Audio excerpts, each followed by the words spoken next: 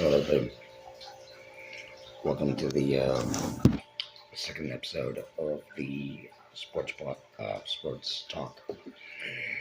I want to talk about mostly the Chargers and Kansas City, but I'm also going to be talking about also we're less than a few hours away from the kickoff, a day and an hour away from the kickoff of football season. I also want to talk about more about Philadelphia and the Cowboys. Now, if Cowboys could jump back in the beginning of the season, let's say they beat Philadelphia and they put the game, and let's say they won against whoever to play in this second week. Excuse me. There's a possibility they might be able to do that. Now, Kansas City and Chargers, which is Mike's team, I'm not surprised, or NFL Mike's team. The Chargers might lose their game against Kansas City because they've lost a lot of time, a lot of pressure, a lot of money investing and trying to build the team back up.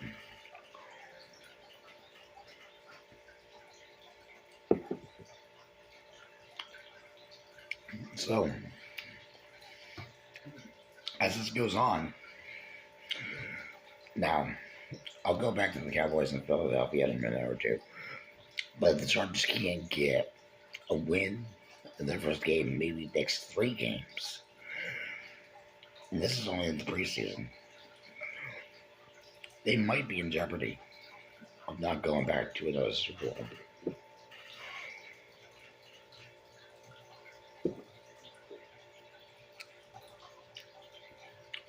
I mean, Mike and his fellow colleagues think they might be Super Bowl contenders, but I don't think they would be. And I'm only talking about the first 2 games of the season for now. And I don't think Chargers would be very good. If they get Kansas City get beat again. If they beat again, they were close in the division. That's why they're facing off each other. And I think it's crazy. If Kansas City does beat Chargers, I wouldn't be surprised. You know, a lot of people that are Chargers fans, like Mike out there, they're going to be unhappy campers. But they're probably going to have the worst season. I guess the Chargers are going to end up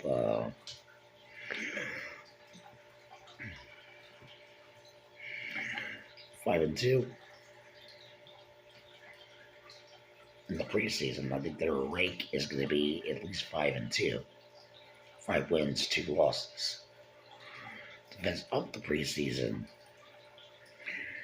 I would say it's going to be 6-2 for the Chargers. It's a pretty good record, but regular season, I'm not sure yet. I'll make sure of that. Now on to doing Cowboys and Philadelphia. They're playing within the next couple hours.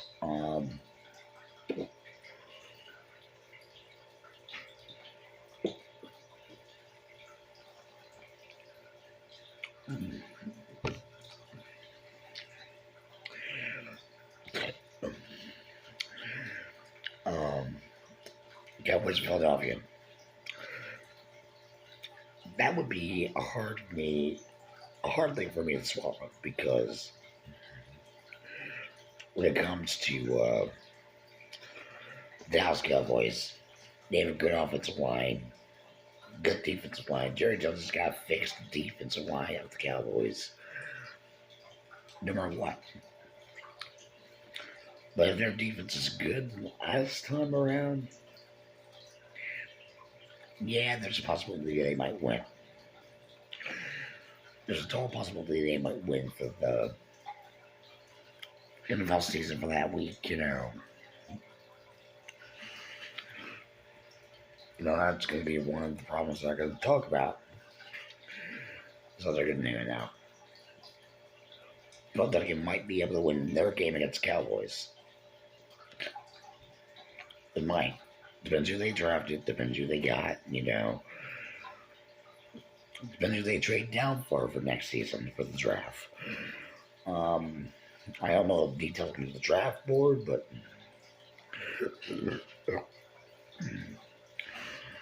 depends who they got in the free agency too. You know, they might trade 2 picks to Jerry Jones of the Dallas Cowboys. You know, traded down 2 picks for their pick for that season. They might talk to Jerry Jones that, yeah, we might trade you down, you know, whatever, you know. And it depends. It depends on how they do it.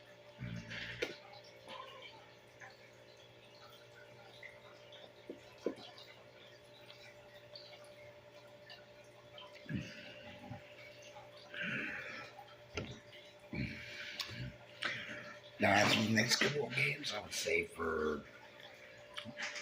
Buccaneers and Jaguars, maybe the Bengals.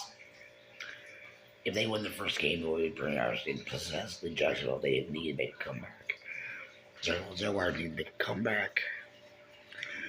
Maybe in the first 2 games. For week 1, they might be able. For their games in week 1, it might be able, but that's probably not until next week. Because they are down the bottom of the food chain again. Buccaneers are also down the food chain again because they had a terrible season, I think, last year.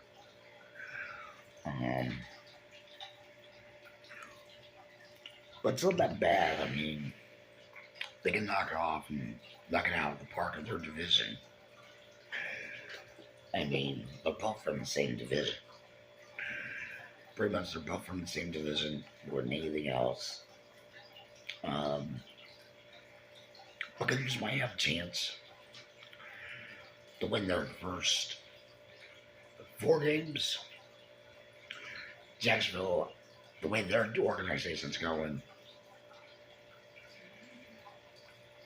you might as well give up the ball altogether, you know, and I know it's hard to say against my team, but the Jaguars might be able to cope with it to where they might go 6-9 this year. Depends if they get their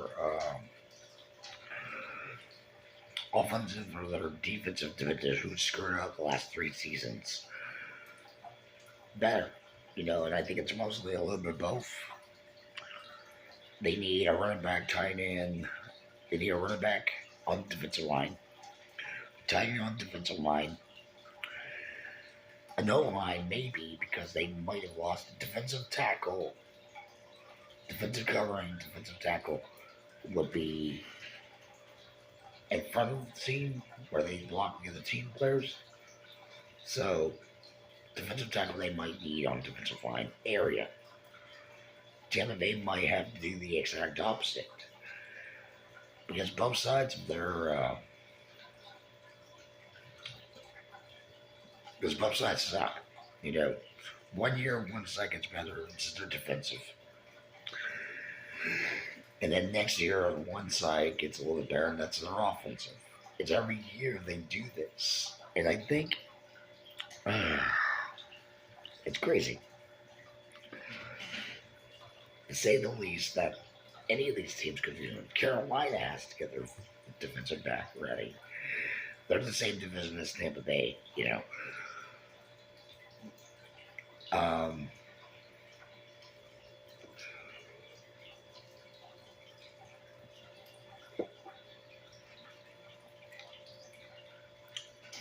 The other factor to this would be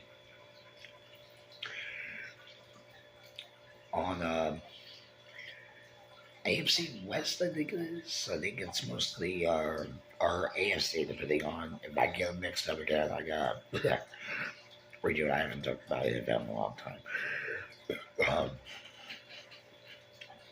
My business is mostly Chicago might go back and do their thing. Jets, New York Jets or New York Giants. Well, New York Jets might be able to go to the playoffs. Depends who they get. Jets have restructured everything. They fired off their defensive coordinator, according to Mal Larry, and a couple other people that have rooted for the Jets, which I'm not saying it's wrong, I'm not saying it's bad, but it's crazy. If they get their offensive line ready to go, they'll be ready to go. Jets will be very interested of going to the Super Bowl. New York Jets might be able to bring their O-line back, their defensive O-line back, but the offensive side of the ball, they might get a couple wide receivers, maybe another tight end in the free agency, maybe 2 new quarterbacks in the free agency, depending on how much money they spend. For next year's draft, they might lose maybe 4 to 5, maybe the first 2-round draft picks. They might lose the first round pick. The Jets might lose their first round pick. Their second round pick for the second round in the draft. And they might lose 5th and 6th overall pick, which means they'll leave with 2 picks that they traded up from the free agency. The other teams I want to really talk about in this episode is Steelers, most of the Titans, and Giants, New York Giants. New York Giants are not doing any better as the New York Jets. Now, if they decide to win games this season, depending who they got as a coach now, New York Giants might be able to sweep across their division, maybe winning 2 games in the Big Apple. 1 away game from probably Bengals, maybe. I mean, depending on who they get on their schedule.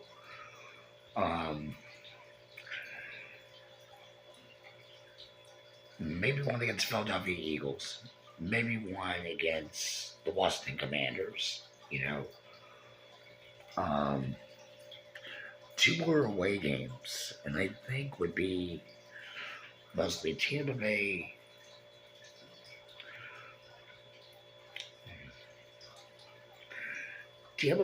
or Dallas Cowboys. They might face off in their preseason matchups for their first wins. So New York Giants might have a chance to make a comeback. And I think the record in preseason would be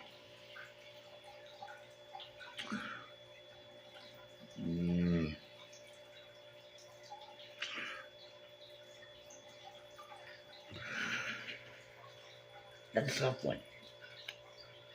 And maybe it's 7-8, pretty much.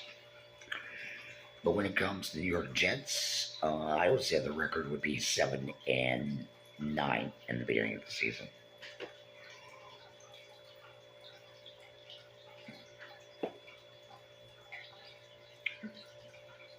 Because they restructured everything they did. But my best guess would be Philadelphia Eagles, Buccaneers, maybe the Chargers, maybe Carolina, and maybe Green Bay, depending on what they do. My biggest guess is they're going to go 10 and probably 5 in the preseason.